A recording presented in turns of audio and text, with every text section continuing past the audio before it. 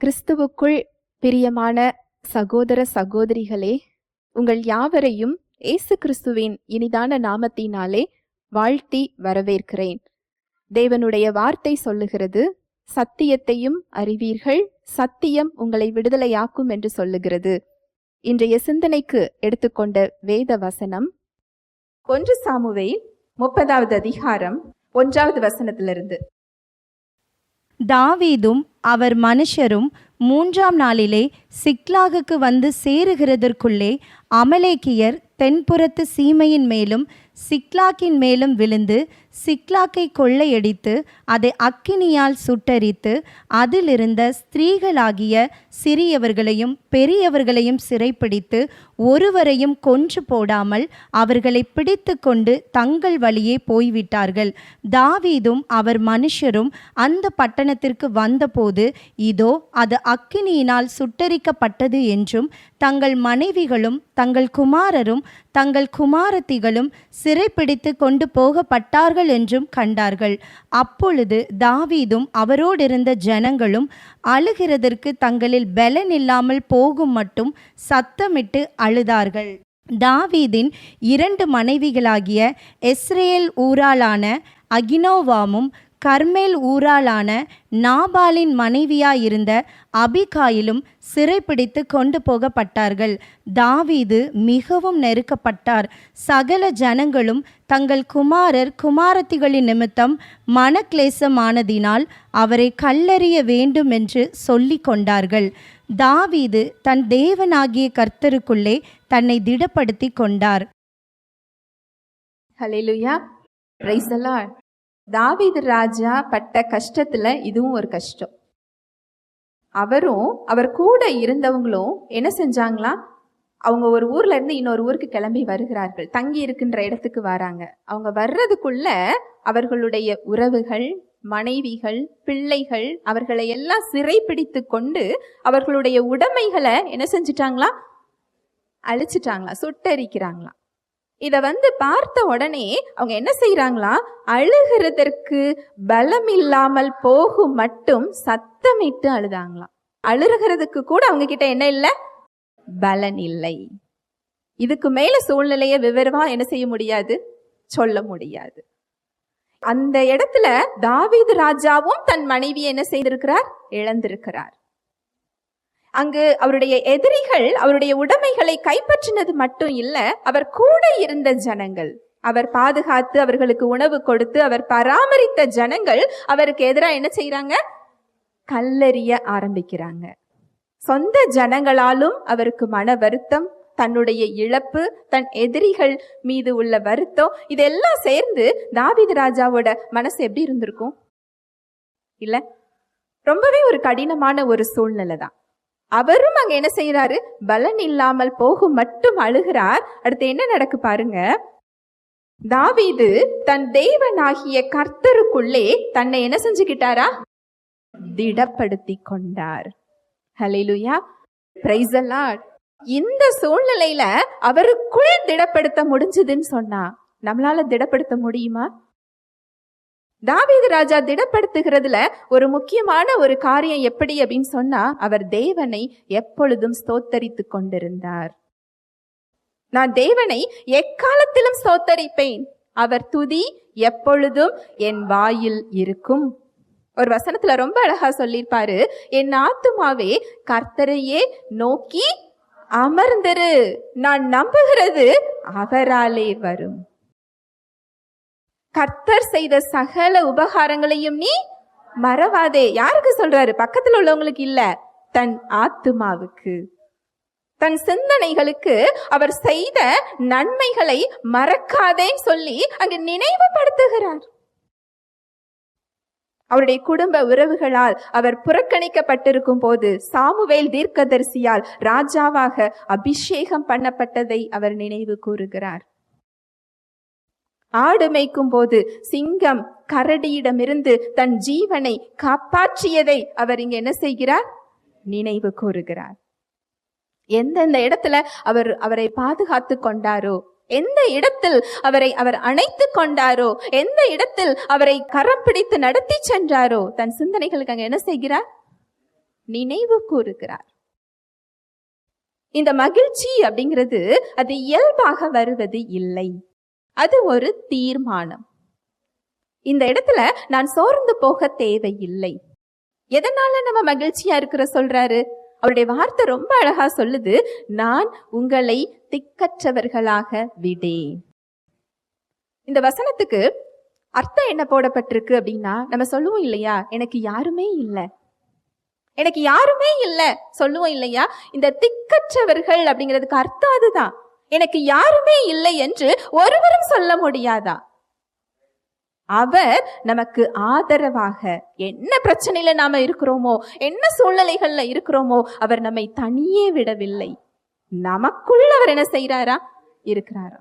அதனாலதான் அவர் சொல்றாரு, நான் உங்களை திக்கற்றவர்களாக விடேன். ஒரு பெரிய ரட்சிப்பை நமக்கு கொடுத்திருக்கிறார். இந்த ரட்சிப்பு அப்படிங்கிறது ஒரு சின்ன விஷயமே இல்லை, ஒரு பெரிய விஷயம். உங்களுக்கு என்ன தேவையோ அந்த தேவைக்கான பதில், பலன் அந்த ரட்சிப்பிற்குள் இருக்கிறது. அவர் புதுசா நமக்கு ஒண்ணு தரணும்னு இல்லை. என்ன செய்ய வேண்டுமோ அவருடைய பங்கை அவர் அங்க என்ன செய்து விட்டார்? செய்து முடித்து விட்டார். அந்த சூழ்நிலைகள் நம்மை மேற்கொள்ள முடியாது. நம்மை ராஜாக்களாகவும் ஆசாரியர்களாகவும் அவர் மாற்றி இருக்கிறார். அதனால அவர் என்ன சொல்றாரு? நான் உங்களை என்ன செய்யல? திக்கற்றவர்களாக நான் விடேன். அங்கு ஆபகூக்கு தன் சிந்தனைக்கு நினைவு கூறினது போல, தாவீது ராஜா தன் சிந்தனைகளுக்கு நினைவு கூறினது போல, நாம நம்ம சூழ்நிலைகளை என்ன செய்யணும்? நினைவு கூறணும். எத்தனை பெரிய ரட்சிப்பை அவர் கொடுத்திருக்கிறார். இந்த ரட்சிப்புல நமக்கு என்னெல்லாம் கொடுக்கப்பட்டிருக்கு தெரியுமா? பாவத்திலிருந்து விடுதலை, சாபத்திலிருந்து விடுதலை, நோயிலிருந்து விடுதலை, கட்டுகள்ல இருந்து விடுதலை, இருளின் அதிகாரத்திலிருந்து விடுதலை, எல்லாவற்றிற்கும் மேலாக அவருடைய வாழ்வு கொடுக்கப்பட்டிருக்கு. நித்திய ஜீவன்கிறது நான் பரலோகத்துல போய் அனுபவிக்கிறது மட்டும் இல்ல. எப்பொழுது ரட்சிப்பை நான் ஏற்றுக்கொண்டேனோ இந்த உலகத்திலேயே நித்திய ஜீவன் ஆரம்பித்து விட்டது. எந்த அளவு இந்த சத்தியத்தை தெரிந்து கொள்றீங்களோ அந்த அளவு இந்த நித்திய ஜீவனை இந்த உலகத்துல உங்களால் என்ன செய்ய முடியும்? பெற்றுக்கொள்ள முடியும். உங்க பிரச்சனைகளுக்கு மத்தியில் தேவ சமாதானம், உங்க சூழ்நிலைகளுக்கு மத்தியில் தேவ சந்தோஷம், உங்க நோய்களுக்கு மத்தியில் தேவ சுகம். இருள் நிறைஞ்ச உலகத்துல நீங்க வெளிச்சமாக வாழ்கின்ற ஒரு வாழ்வு, தேவ வல்லமை, இதுதான் நித்திய ஜீவன். தேவ வாழ்வுதான் நித்திய ஜீவன். உங்களோட புதிய சிருஷ்டியில அந்த நித்திய ஜீவன் என்ன செய்யப்பட்டிருக்கு? கொடுக்கப்பட்டிருக்கு. எனக்கு அவர் என்ன செய்து முடித்திருக்கிறார்? எதற்காக அவர் மாம்சத்தில் வெளிப்படுகிறார்? ஒரு பெண் குழந்தை உண்டாராங்க. ஒரு 9 மாசமும் அவங்களுக்கு அது ஒரு பாரமான ஒரு செயல் தான் இல்லையா? ஒரு எளிமையான ஒரு செயல் கிடையாது. நார்மலாக அவங்களால என்ன செய்ய முடியாது? இருக்க முடியாது. ஒரு கஷ்டம்தான். இந்த கஷ்டத்தை அவங்க பாரத்தோட, ஒரு எரிச்சலோட, ஒரு முறுமுறுப்போட அனுபவிப்பாங்களா? சந்தோஷமாக எதிர்கொள்ளுவாங்களா? என்ன சந்தோஷம் உங்களுக்கு அதுல? 10வது மாதம் என் குழந்தையை நான் பார்ப்பேன். இதுதான் ஒரு வசனத்துல சொல்லப்பட்டிருக்கு. யாக்கோபு 1:2-3. என் சகோதரரே, நீங்கள் பலவிதமான சோதனைகளில் அகப்படும்போது உங்கள் விசுவாசத்தின் பரீட்சையானது பொறுமையை உண்டாக்கும் என்று அறிந்து அதை மிகுந்த சந்தோஷமாக எண்ணுங்கள். இங்க பாருங்க, என் சகோதரரே, நீங்கள் பலவிதமான சோதனைகளில் அகப்படும் பொழுது. இது ஆங்கிலத்தில் எப்படி இருக்கும்னா, எல்லாருக்குமே சோதனை இருக்கும்னு இருக்கும். நீங்கள் பலவிதமான சோதனை, ஒரு சோதனை 2 சோதனை இல்ல, பல சோதனைகள் என்ன செய்யும்? வரும். சத்தியம் அதுதான் சொல்லுது. உலகத்துல என்ன இருக்கு? உபத்திரவங்கள் உண்டு. இது விழுந்து போன உலகம்தான். ஆனா நம்ம விழுந்து போன இயல்புல இல்ல, தேவ இயல்பை நாம என்ன செஞ்சிருக்கிறோம்? பெற்றிருக்கிறோம். நீங்கள் பலவிதமான சோதனைகளில் அகப்படும் பொழுது உங்கள் விசுவாசத்தின் பரீட்சையானது பொறுமையை உண்டாக்கும் என்று அறிந்து. நீங்க ஒரு விஷயத்தை அறிந்து கொள்ளலன்னா உங்களால அந்த சந்தோஷத்தை என்ன செய்ய முடியாது? தர முடியாது. நீங்க சத்தியத்தை அறிந்து கொள்ளலன்னா அந்த சந்தோஷத்துல உங்களால என்ன செய்ய முடியாது? இருக்க முடியாது. 10வது மாசம் நான் என்ன கஷ்டப்பட்டாலும் பரவாயில்லை, என்னால சாப்பிட முடியாம இருக்கலாம், வேலை செய்ய முடியாம இருக்கலாம், நார்மலாக என்னோட ஒவ்வொரு வேலையும் நான் செய்ய முடியாம இருக்கலாம். 10வது மாசம் என் கையில என்ன இருக்கும்? குழந்தை இருக்கும். அதை அறிந்ததினால் அங்கு சந்தோஷமாக அதை அவங்க என்ன செய்யறாங்க? எதிர்கொள்றாங்க. அது போல உங்க பிரச்சனையில நான் தனியா இல்லை, இதை மேற்கொள்ளுகிற ஒரு வாழ்வு எனக்கு கொடுக்கப்பட்டிருக்கு. இதை ஜெயித்தவர் எனக்குள் இருக்கிறார். நான் தேவனால் உண்டாக்கப்பட்டிருக்கிறேன், இதில் நான் தோற்று போவதில்லை என்பதை நான் அறிந்திருந்தால் அதை சந்தோஷமா என்னால் என்ன செய்ய முடியும்? எதிர்கொள்ள முடியும். அதை அறிந்து கொள்ளாம அந்த சந்தோஷத்துக்கு என்ன செய்ய முடியாது? செல்ல முடியாது. அதை அறிந்து கொண்டதுனாலதான் தெய்வ மனிதர்கள் அந்த சந்தோஷத்துல என்ன செய்யறாங்களா? இருக்கிறாங்க.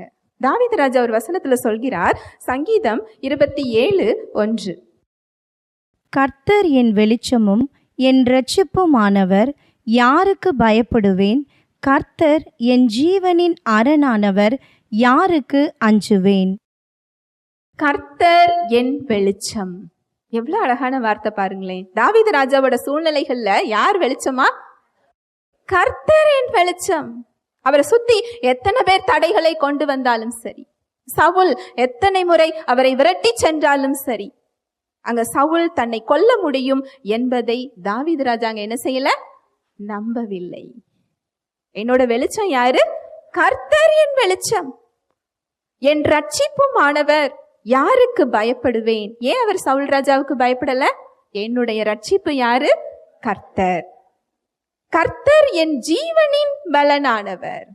அவருடைய ஜீவனின் பலன் யாரா? கர்த்தர் அவருடைய ஜீவனின் பலனா இருக்கிறாரா?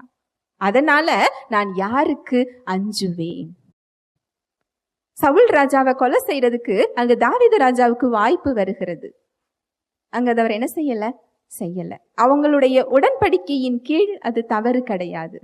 ஒரு கொத்த வருகின்ற பாம்பை என்ன செய்வாங்க? அடிக்கதான் செய்வாங்க. அந்த உடன்படிக்கையின் கீழ் அந்த காலகட்டத்தில் அவங்க அப்படிதான் இருந்தாங்க. ஆனா தாவீது ராஜா அந்த செயல் அங்க என்ன செய்யல. ஏன் செய்யல? இதை உயிரோடு இவரை நான் விட்டிருந்தால் எனக்கு மறுபடியும் அவர் ஆபத்து உண்டாக்குவார் என்ற பயம் இருந்தால் அவர் அங்க விடுவாரா? அப்ப ஏன் அங்க விடுகிறார்? என் ஜீவனின் பலன் யாரு? கர்த்தர். சவுலால் என்னை ஒன்றும் செய்ய முடியாது. அது வெறும் வார்த்தையில மட்டும் அங்க தாவீது ராஜா சொல்லல, தன் செயலில் செய்து காண்பித்தார். அதனாலதான் அங்க தேவன் சொல்லுகிறார், தாவீதை என் இருதயத்திற்கு ஏற்றவனாக நான் கண்டேன். ஹல்லேலூயா, பிரைஸ் தி லார்ட். எக்காலத்திலும் நான் ஸ்தோத்தரிப்பேன். நான் நன்மைகளை பெற்றுக் கொள்ளும் போதும், நான் கடினமான சூழ்நிலைகளில் இருக்கும் போதும், நான் சந்தோஷமாக இருக்கும் போதும், நான் தீமையில் இருக்கும் பொழுதும் என் தேவனை நான் என்ன செய்வேன்? ஸ்தோத்தரிப்பேன். எப்பொழுதும் அவர் துதி என் வாயில் இருக்கும். ஹல்லேலூயா, பிரைஸ் தி லார்ட். பரிசுத்த ஆவியானவர் தாமே தேவ வார்த்தையோடு கூட உங்கள் யாவரோடும் இடைப்பட்டார் என்பதை விசுவாசிக்கிறேன்.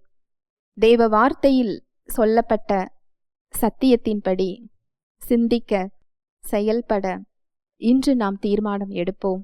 தேவனுடைய கிருபையும் சமாதானமும் உங்கள் அனைவரோடும் கூட என்றைக்கும் இருப்பதாக. ஆமேன்.